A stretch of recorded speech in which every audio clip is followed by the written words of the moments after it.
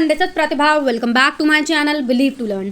तो फ्रेंड्स, जैसा कि आप सभी जानते हैं कि हमने आपसे आने वाली TGT, PGT, LT grade, GIC के लिए सब्जेक्ट वाइज टेस्ट सीरीज बनाने का वादा किया था। और जिन टेस्ट सीरीज की खास बात ये होगी कि इन टेस्ट सीरीज में 25 ऐसे चुनिंदा प्रश्न होंगे जो आने वाले डिफिकल्टी लेवल को ध्यान में रखकर बनाए जाएंगे।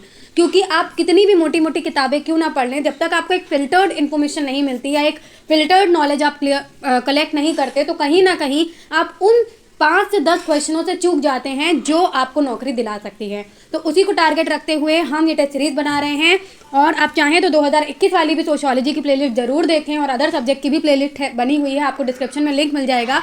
उसमें भी बहुत ही चुनिंदा प्रश्न है, बस उस समय टाइम कम था, पेपर बहुत जल्दी हुआ, इस वजह से ज़्यादा टेस्ट सीरीज आपको उपलब्ध नहीं कराई जा सकी थी। लेकिन इस बार 2022 में आपको करीब करीब जितने भी सब्जेक्ट की हम टेस्ट सीरीज आपको कराएंगे, सब्जेक्ट वाइज जितनी भी टेस्ट सीरीज हम लाएंगे, उसमें 1200 प्लस क्वेश्चन का जो कलेक्शन है वो आपको देंगे, जिसमें से आप यकीन मानिए कि अच्छे खासे क्वेश्चन जो हैं वो आपके फंस जाएंगे, जो कितनी भी मोटी मोटी किताबें आप पढ़ ले उससे नहीं फंस सकते। तो चलिए शुरू करते हैं बिना टाइम वेस्ट करे। इसके पहले के हर प्रैक्टिस सेट में 100 क्वेश्चन है, जिसको हमने 25-25 क्वेश्चन की सीरीज में डिवाइड किया है।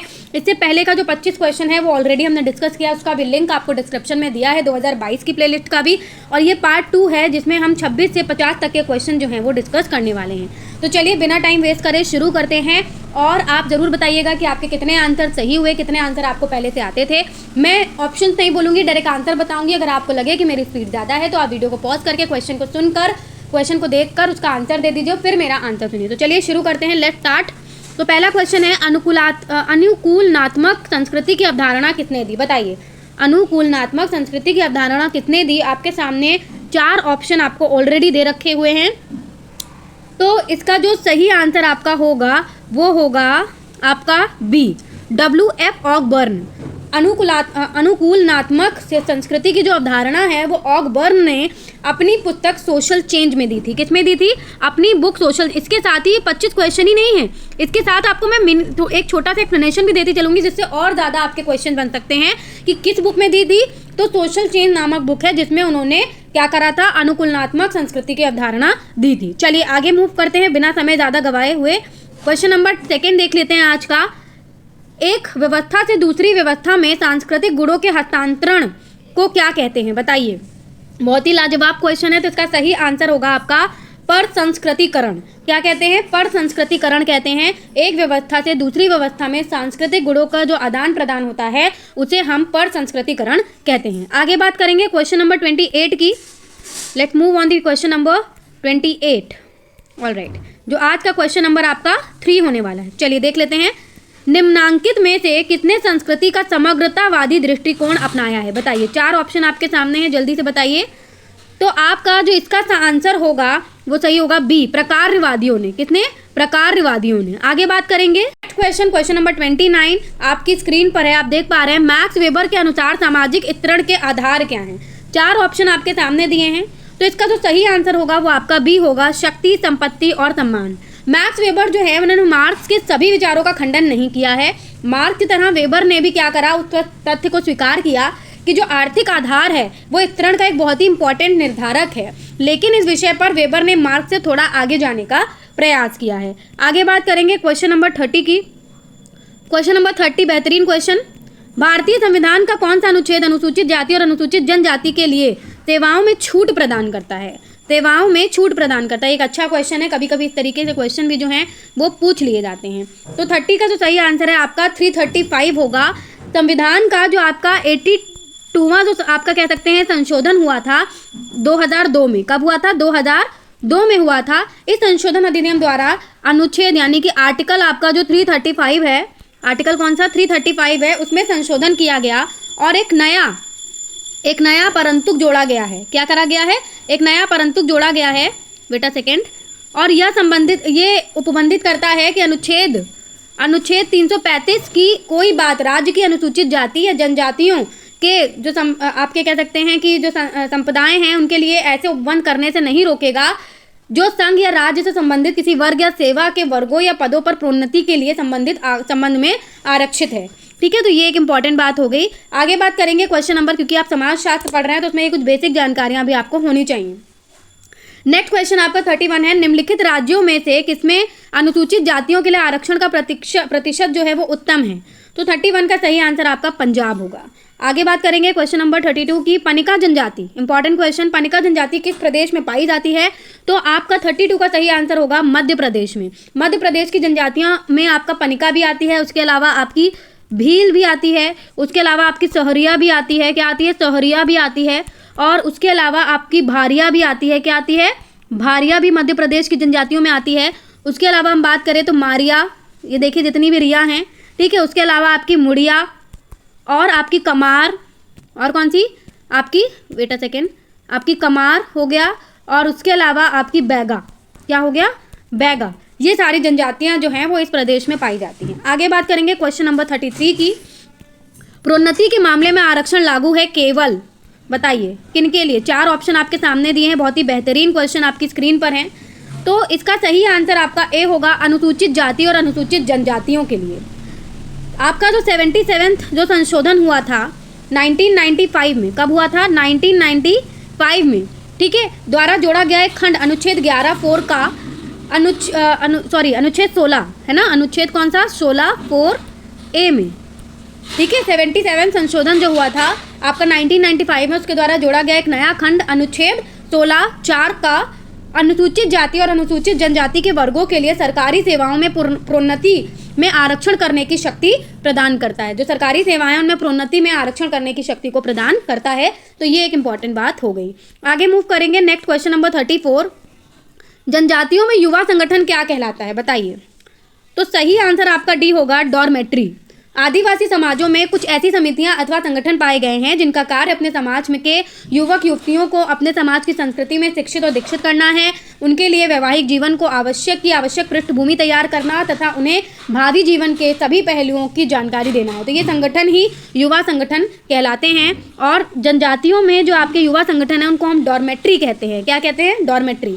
आगे बात करेंगे नेक्स्ट क्वेश्चन नंबर 35 आपकी स्क्रीन पर। एक व्यक्ति जिसे वह समूह स्वीकार नहीं करता, जिसकी सदस्यता वह चाहता है एवं जिसे उसका अपना समूह अस्वीकार कर देता है, आपको बताना है कि वो क्या कहलाता है।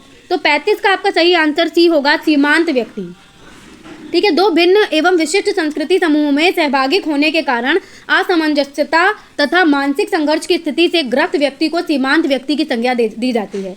ऐसा व्यक्ति दोनों में से किसी भी एक समूह के प्रति निष्ठावान एवं समर्पित नहीं होता, और ना ही वह दोनों में से किसी एक समूह के व्यक्तियों जिनके साथ वह अपना आप कह सकते हैं कि जिनके साथ वो रह सकता है, मतलब उनके साथ अपना तालमेल बिठा सकता है, द्वारा पूर्णतः स्वीकार किया जाता है। तो ये बात हो गई। फिर 36 की बात करते हैं। क्वेश्चन नंबर 36 आपकी स्क्रीन पर है। क्वेश्चन है, जातिवाद का तात्पर्य है, बताइए। तो इसका जो सही आंसर होगा, आपके सामने 4 ऑप्शन दिए गए हैं, आप इसको देख लीजिए। तो मेरे हिसाब से और आपके हिसाब से भी इसका आंसर डी होना चाहिए। के.एम. पडिक्कर ने अपनी पुस्तक जिनका नाम Hindu society at cross road में लिखा है कि अपनी जाति के प्रति प्रतिबद्धता जातिवाद है। ऐसी प्रतिबद्धता देश एवं समाज के हितों की उपेक्षा करती है, ठीक है। तो ये चीज़ आपको पता होनी चाहिए। आगे बात करेंगे, सूची 1 को सूची 2 के साथ सम्मिलित करना है आपको। तो यहाँ पर आपके सामने ये चारों ऑप्शन जो है मुझे प्रेजेंट करने होंगे। आप देख सकते हैं यहाँ पर आपको कूट भी दिए हुए हैं। मैं और थोड़ा सा इसको जूम इन कर देती हूँ ताकि आप इसको देख पाए। देखिए, तो यहाँ पर आपको ये दिए हुए हैं, आप यहाँ पर ऑप्शन कूट भी देख सकते हैं, लेकिन आपको मेन यहाँ पर मिलान करना है। तो देखिए, मैं मिलान करके बताती हूँ। आपका सही तरीका यही होता है कि पहले आप मिलान कर लीजिए, बाद में कूट देखिए, ठीक है। तो भूमिका ग्रहण जो होगा उसको आप मिलाएंगे, बालक का माता के व्यवहार को स्वयं के लिए अनुकरण करना। तो ए का आपका क्या हो जाएगा? ए का आपका 3 हो जाएगा। फिर है आपका बी, भूमिका निभाना। तो आपका शिक्षकों के द्वारा, आपको 1 मिनट में दिखा देती हूँ, आप देख नहीं पा रहे होंगे, ऑलराइट। तो भूमिका ग्रहण मैंने बताया, बालक का माँ के व्यवहार को स्वयं के लिए अनुकरण करना, और भूमिका निभाना मतलब शिक्षक के द्वारा छात्रों को पढ़ाना, किसी की भूमिका का प्रदर्शन करना। तो ये आपका हो गया शेक्सपियर की भूमिका का स्टेज पर प्रस्तुतिकरण।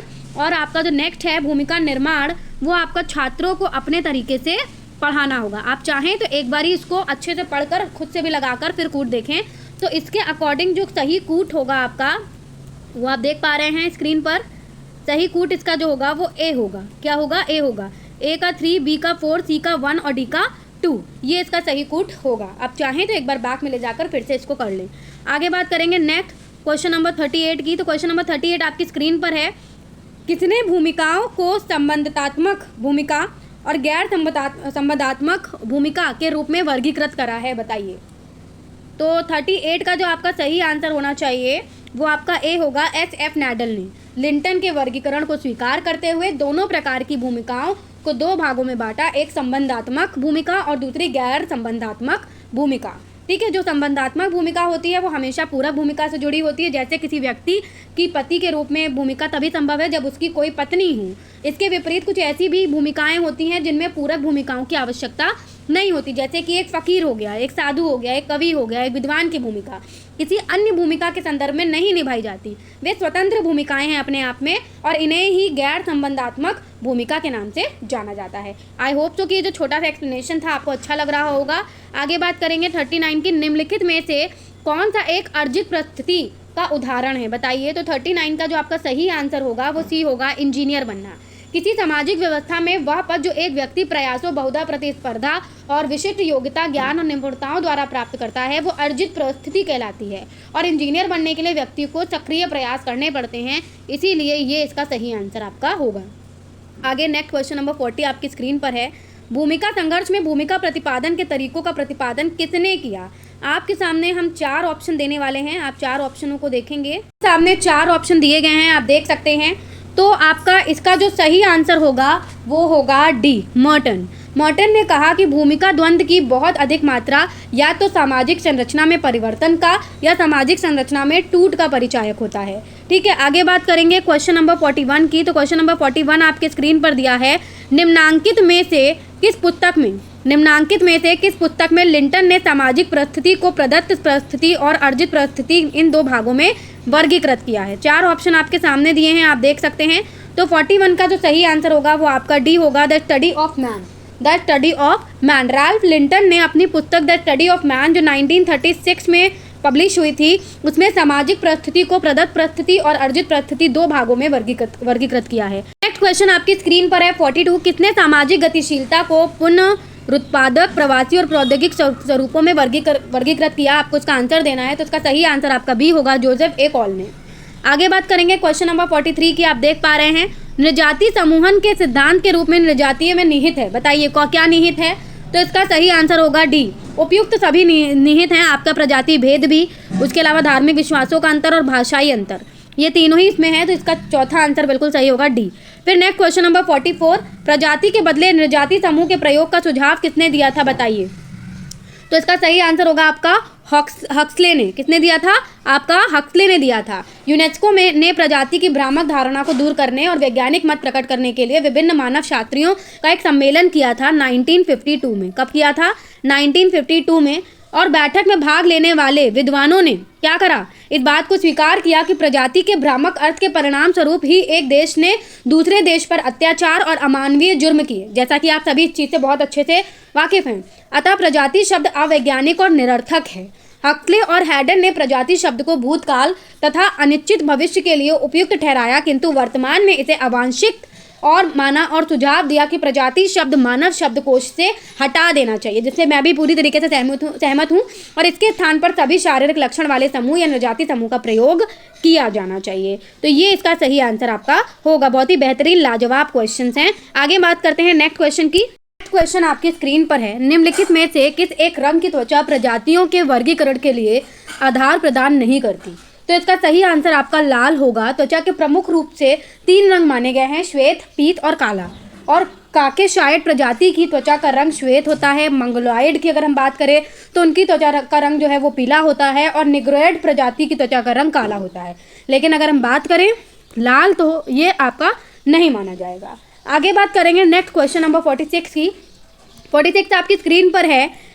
जाति और वर्ग के बीच अंतर से संबंधित निम्नांकित वक्तव्यों में से कौन सा एक वक्तव्य सही नहीं है, ये आपको बताना है। तो यहाँ पर आपके 4 ऑप्शन जो हैं वो गिवन हैं, आप यहाँ पर देख सकते हैं। मैं इसको थोड़ा सा छोटा कर देती हूँ ताकि आप चारों ऑप्शन को एक साथ देख पाएँ और इसका आंसर कर पाएँ। तो आपका जो इसका सही आंसर होगा वो आपका डी होगा। जाति वर्ग में अंतर्निहित होती है परंतु वर्ग जाति में अंतर्निहित नहीं होती है। कई बार ये कहा जाता है कि भारत की जातियां वर्ग बन रही हैं। कुछ समाजशास्त्रियों ने यह भी कहा है कि जाति एक बंद वर्ग है और वर्ग एक खुली जाति है। वास्तविकता यह है कि प्रत्येक जाति वर्ग में होती है और इन वर्गों का संबंध सामान्य वर्गों से होता है। एक ब्राह्मण जाति व्यवस्था में शीर्ष होकर गरीब वर्ग का भी हो सकता है। इस दृष्टि से जाति जहां वंशानुगत है वहीं अपनी संरचना में वर्ग भी है। तो 46 का आपका जो सही आंसर होगा वो डी होगा। क्वेश्चन है, निम्नलिखित में से किस एक लेखक ने पश्चिमी समाज के अध्ययन में जाति की अवधारणा का प्रयोग किया है?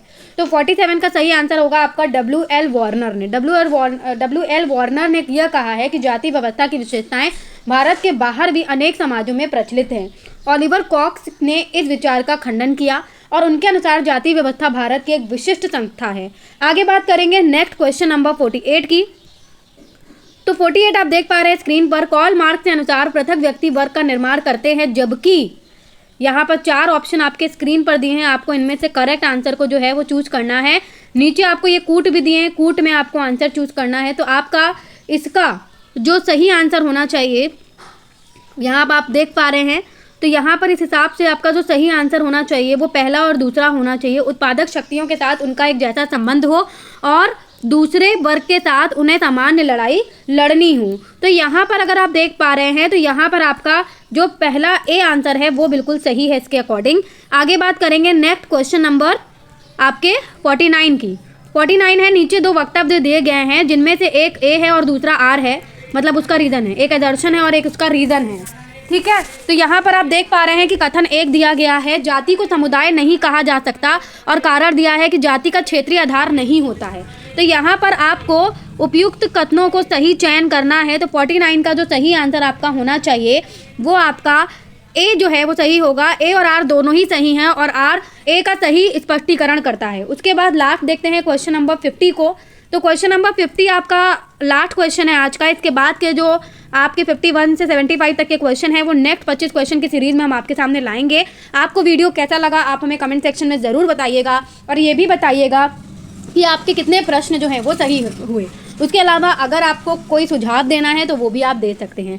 निम्नांकित में से कौन सा क्रम हिंदू विवाह को प्रशस्त स्वरूपों का क्रम सही रूप में प्रस्तुत करता है? तो यहाँ पर बहुत ही लाजवाब, ये बहुत ही अच्छा बेहतरीन क्वेश्चन है। तो इसका सही होगा आपका ब्रह्म, देव, आर्ष और प्रजापति। जो ब्रह्म विवाह है वो हिंदू विवाह में सबसे उत्तम समझा जाता है। शास्त्रों के अनुसार इस विवाह में वर को बुलाकर अपने सामर्थ्य के अनुसार अलंकारों से अलंकृत करके कन्यादान दिया जाता है।